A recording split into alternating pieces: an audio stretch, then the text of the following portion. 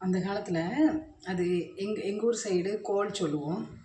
அப்புறம் ஒரு ஊர் சைடு வந்து புறம் பேசுறது அப்படிங்கிறாங்க.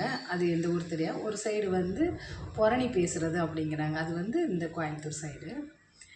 என்னை வச்சு என்ன சொல்ல வரேன்னா, இந்த மாதிரி இருக்கிறவங்க இருக்க மட்டும் குடும்பம் எப்படின்னா, அந்த ராமாயண காலத்தில் அவங்க ஒருத்தர் அந்த மாதிரி புறம் பேசுகிறவங்க இருந்ததுனால, அந்த ராமருக்கே 14 வருஷம் வனவாசம்.